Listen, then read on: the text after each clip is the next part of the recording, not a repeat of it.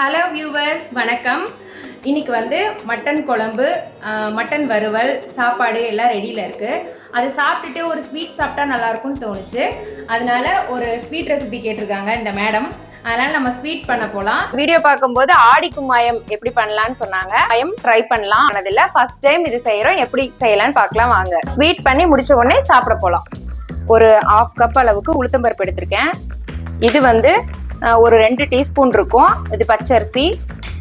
இது அளவெல்லாம் இல்லை, இதில் ஒரு 2 டீஸ்பூன் வரும். பாசிப்பருப்பு இவ்வளோ எடுத்திருக்கேன். இதுக்கு இவ்வளவுதான் திங்ஸ் தேவை. அதுக்கப்புறம் கொஞ்சம் ஏலக்காய் பவுடரும் கொஞ்சம் வெல்லமும் இல்லைன்னா நாட்டு சக்கரை ஏதாவது ஒன்று. இது இந்த அளவுக்கு ஆன உடனே நான் அதை அப்படியே எடுத்துட்டேன். இது அரிசியை கொஞ்சம் நாங்கள் வறுத்து எடுத்துக்கிறோம். கொஞ்சம் கரிச்சு விட்டுட்டேன், பரவாயில்ல. உளுத்தம்பருப்பு அளந்த கப்லயே 2 கப் வெல்லம் எடுத்துருக்கோம். அதை வந்து அப்படியே ஒரு 2.5 கப் தண்ணி ஊத்தி சும்மா வெறுமனே, பதம்லாம் எதுவும் இல்லை, கரைச்சா போதும்.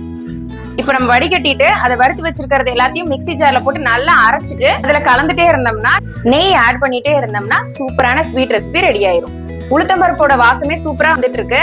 ஆனா இன்னும் நாம கொஞ்சம் அரைக்கணும். இது வந்து கொஞ்சம் பொறுப்புன்னு இருக்க மாதிரிதான் இருக்கு, அதனால அரைக்கணும். இது போதும்னு நினைக்கிறேன்.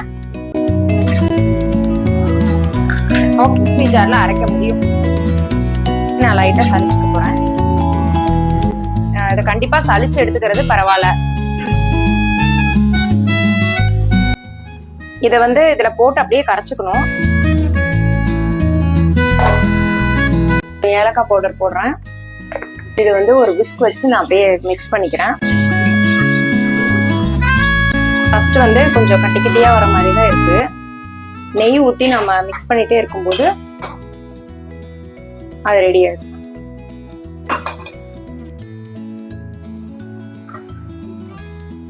சூப்பரா அழகா வந்திருக்கு, பணியார மாதிரி.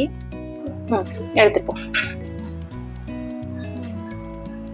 சாப்பிட்டு எப்படி இருக்கு சொல்லு கமலி. எப்படி இருக்குன்னு பார்க்கலாம்.